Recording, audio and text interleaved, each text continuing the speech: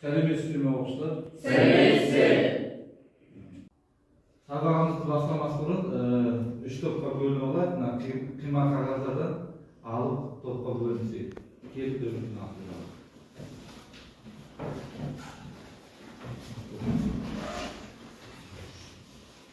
Кел.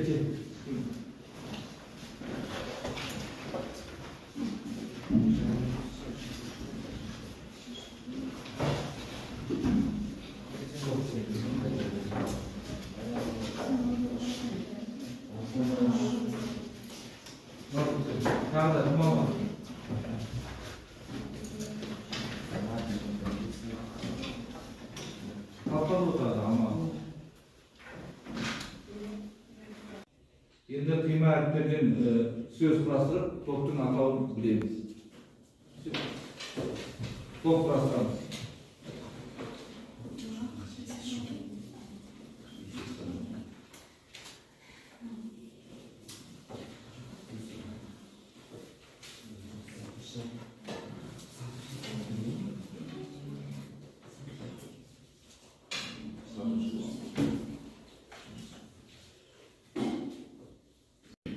Сонымен қандай сөз шықты? Өндіруші, сатушы, тұтынушы. Бірінші топ өндіруші тобы, екінші тобымыз тұтынушы, үшінші сатушы тобы болып бөліндік. Ал енді оқушылар өткенді қайталап, веер әдісі бойынша сіздерге 3 топқа 3 веер таратып беремін. Веердің әр топ веердің қырына 3 сұрақ ойластырып, қырына жазамыз. Өткен тақырып бойынша 3 сұрақ.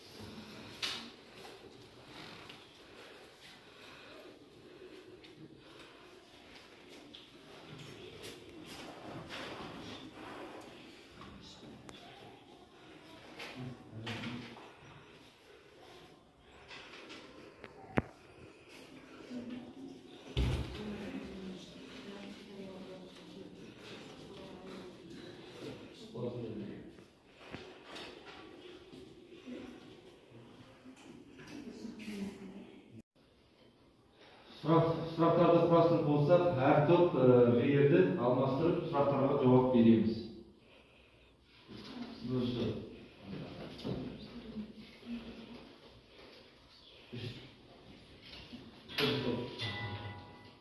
Ауызша жауап беруге болады.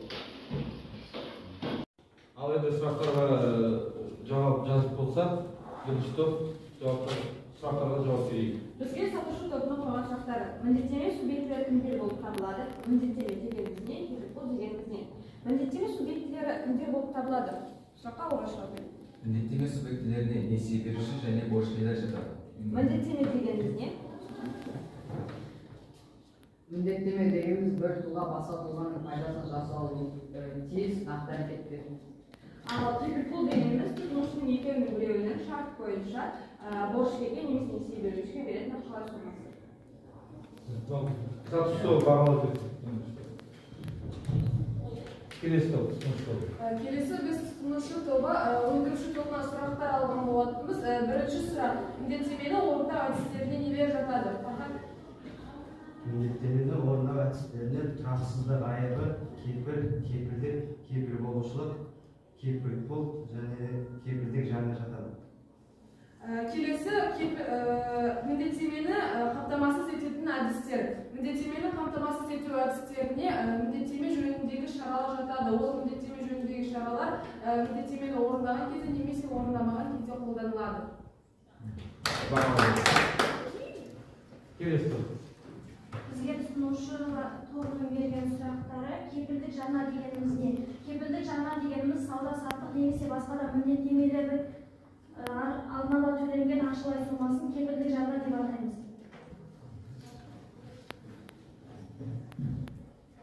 Міндеттемелер туындауына негізгі болатындарды атаңыз. Келісімшарт сот шешімдері, ғылым, әдебиет, зиян келтіру, өнер туындыларын жарыққа шығару және тағы басқалар. Келесі.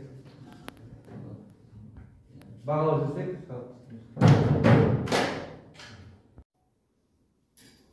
Ой қозғап видеоролик назар аударамыз. Тұтынушыға қарап құрылады. Сатушының пайдасы соның талғамына байланысты. Бірақ бұны барлық сатушылар сөйлемейді.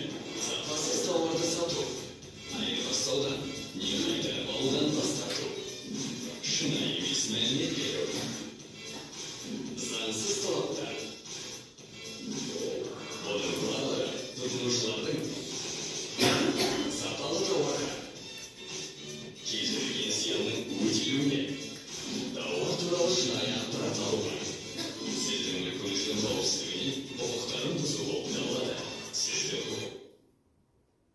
Осы видеороликтен бүгінгі сабағымыз не туралы деп ойлайсыздар? Жауап беріңіз.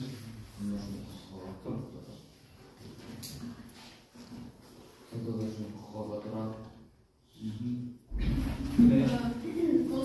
Жаңа көрген видеороликте және біздің толықтың атауларына қарағанда тұтынушы мен сатып алушы, сатушы арасындағы байланыс туралы деп ойлаймын. Құқығы туралы, тұтынушылар. Иә, дұрыс айтасыздар. Бүгінгі сабақтың тақырыбы біз тұтынушы ретінде өз құқығымызды білеміз бе? Сабақтың мақсаты тұтынушылардың құқықтарын қорғау жолдарын ұсыну. Жаңа тақырыпты қысқаша түсіндіріп өтейік. Тұтынушы қандай да болсын тауарларды, өнімдер, бұйымды көрсетілген қызметті тұтынатын сатып алатын тұлға, немесе фирма, ұйым, сондай-ақ жеке бастың тұрмыстық мұқтаждары үшін тауарларды, орындалатын жұмыстарды, көрсетілетін қызметтерді ақысы пайдаланушы, сатып алушы, оларға тапсырыс берушісіне оларды сатып алуға немесе оларға тапсырыс беруге ниет білдіруші. Тұтынушы көбінесе тауардың бағасына, пайдалануына, қолайлылығына, сапасы мен әдемілігіне баса назар аударады. Тұтынушы өндірушінің немесе сатушының клиенті болуы міндетті емес. Мысалы, баласына сатып алған ана дүкеннің клиенті болып табылады, ал оның ұлы тұтынушы. Түсіндік ме? Тұтынушы тарапынан сұраныс, мұқтаждыққа төлем, талғам тұтыну. Өндіруші тарапынан ұсыныс, баға, өндіру, жарнама, бәсеке қажет болады. Тұтынушы құқығы тауарлар мен қызметтер нарығында тұтынушыларды қорғауды қамтамасыз етуге бағытталған ережелер мен нұсқаулар, нормалар жиынтығы. Қазақстан Республикасының 2010 жылы 4 мамырдағы тұтынушылардың құқықтарын қорғау туралы заңы қабылданған. Осы заңға сүйене отырып, тұтынушылардың құқықтарын қорғау бекітілген. Енді жаңа тақырып бойынша постер қорғаймыз. Бірінші топ тұтынушы, тақырыбы сатушы, өндіруші міндеттері. Екінші топ өндіруші, қайтаруға жатпайтын тауарлар. Үшінші топ сатушы, тұтынушының құқықтары туралы тақырып бойынша постер қорғаймыз. Өндіруші топ.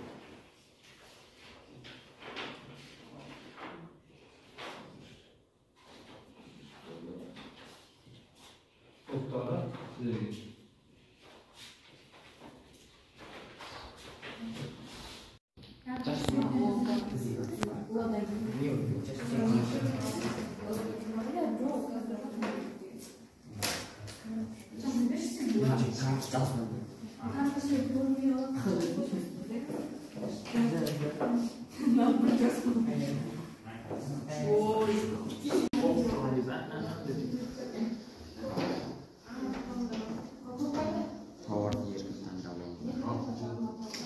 En çok böyle tavарды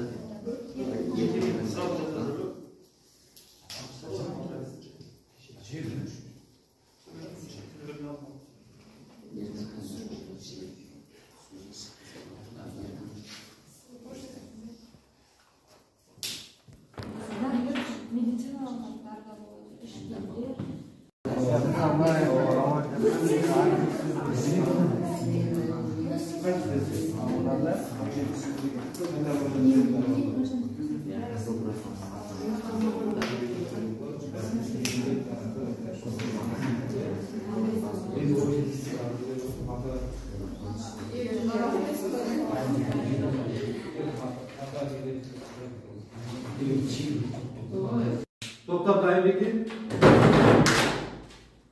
Dayım bolsak, öndürüş top, ko'rsatib qo'yib.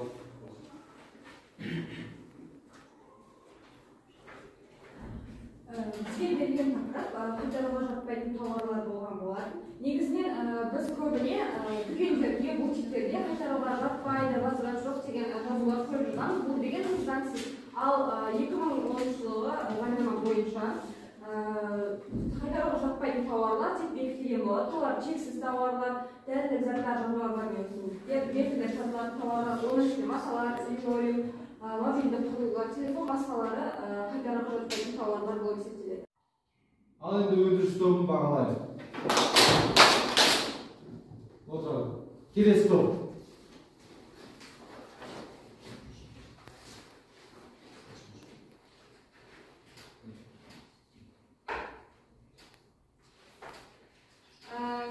Біз тұтынушы тобы біздің тақырып сатушы және өндіруші міндеттері болған болатын.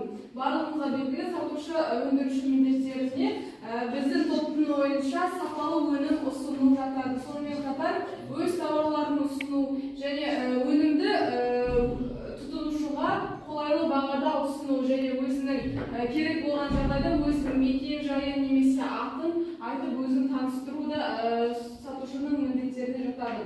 Сонымен бірге сауда-саттық немесе өзге де міндеттемені орындау кезінде шарт жасасу да сатушы мен өндірушінің міндеттеріне жатады. Және өнім стандартқа сай болмаған жағдайда бір жері дұрыс болмаған кезде, сондай кезде оны ауыстырып беруге де сатушы міндетті. Және соңғысы тұтынушының пікірімен санасуға сатушы мен өндіруші міндетті болады. Дұрыс берген? Иә. Бағалайық. Рахмет. Келесі топ.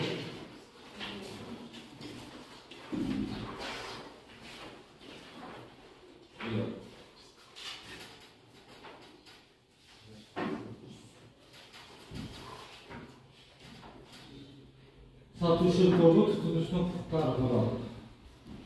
Тұтынушының құқықтарынан тауарды еркін таңдап алу жатады. Қауіпсіз тауар сатып алу жатады. Тауарлардың сапалы екендігіне көз жеткізуіне құқылы тұтынушылар. Моральдық шығындарды өндіруге құқылы және сатып алушыдан тауарды сатып алғандығын растайтын құжаттарды алуға құқылы. Дұрыс. Бағалау келсе. Ал енді оқушылар бүгінгі жаңа тәртіп бойынша әртүрлі жағдайларға байланысты көрініс көрсетсек, сіздерге 5 минут уақыт беремін дайындалуға. Оқушылар, көріністеріңіз дайын болса, тақтаға шығып, ортаға шығып, көрсетуге рұқсат. Кім дайын? Бірінші топтан бастайық, шығамыз, бірінші топ.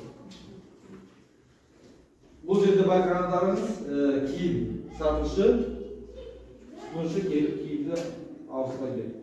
Сәлеметсіз бе? Осыдан 3 күн бұрын мен сізде осы костюмді алған болатынмын, бірақ бұның бізге өлшемі сай келмей қалыпты. Сіз бұл тауарды маған ауыстырып бере аласыз ба?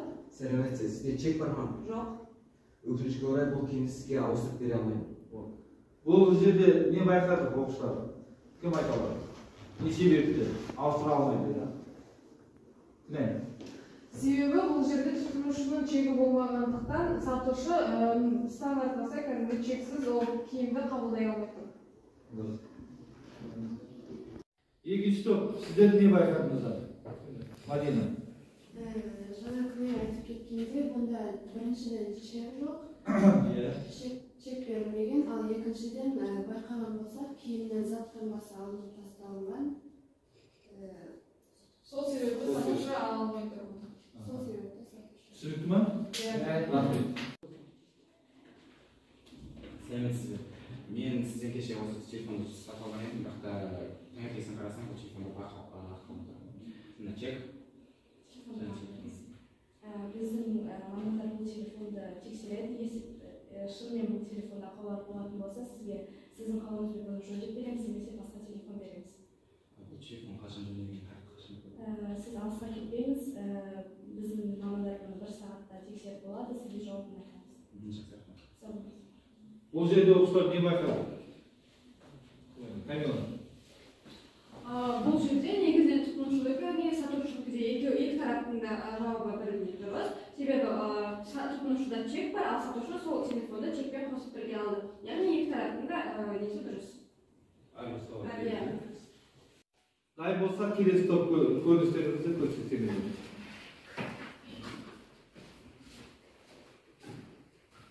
Сәлеметсіздер. Мен осы гүлді 2 күн бұрын жерден сатып алып едім.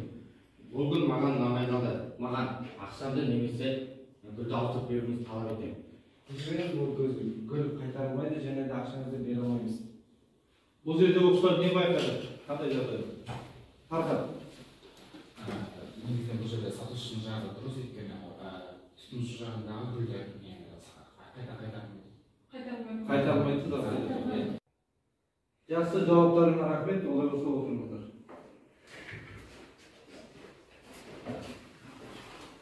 Жағдаяттарды талқылап болса, бір-бірімізді бағалайық. Енді сабағымызды қорыта келе, интеллект кестесін толтырайық.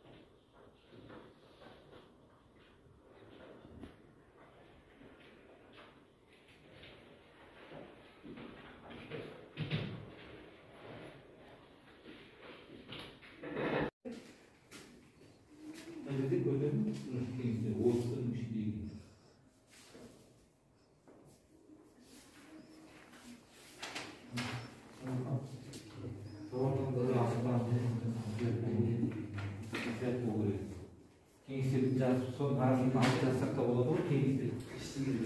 Тауарды сатып алған кезде мұқият болу керек. Тауарды қарап алу керек.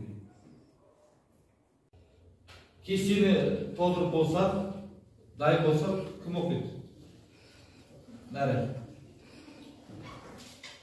Мен сатушы тұтынушы өзінің қызметін бұрыннан білемін. Мен тұтынушының құқықтары, заңнамалар жайлы біраз ақпараттар жинадым. Тұтынушыға арналған кеңестер жайлы көбірек ақпараттар алғым келеді. Рахмет. Келесі топ. Farhat. Мен сатушы құқығының біраз білемін. Заттарды қайтып алуға болмайтынын білдім. Мен әлі қайтарылмайтын заттардың тізімін білгім келеді. Қайтарылмайтын заттардың тізімін білгім келеді. Жақсы. Магина. Мен бұл тақырыпта тұтынушының құқықтарын, қайтарылатын және қайтарылмайтын тауарлар туралы білемін. Азаматтық құқықтағы міндеттемелер мен жауапкершілік туралы, кепілдік жарна, кепіл және тағы басқалары туралы ақпараттар білдім. Басқа елдердегі сатушы және тұтынушылардың құқықтарын білгім келеді. Білгім келеді болашақта, иә? Дұрыс, рахмет. Балалар, бүгінгі сабақтан алған нәрселері қандай? Жақсы! Бүгінгі сабақ шынымен де жақсы өтті. Көптеген қызықты мәліметтер болды. Әсіресе маған өз басыма көрініс өте қатты ұнады. Бүгінгі сабақ шынымен де өте қызықты, әрі креативті өтті. Және де біз түрлі заңнамалар, жеке бас құқықтары туралы біраз ақпараттар білдік. Сабағымызды барлап кетейік. Бәріміз жақсы қатыстық. Бүгінгі сабаққа бірінші топтан Нәрі 9 балл, Күнәй белсене қатысқан. Күнәй 10 балл, Камила 10 балл, Бейбарыс 10 балл, Мадина 9 балл, Ермұхамед 8 балл. Енді үй тапсырмасы, үй үйге осы тақырыпты толықтап оқып келеміз. Осы сабағымыз аяқталды. Сау болыңыздар. Сау болыңыздар.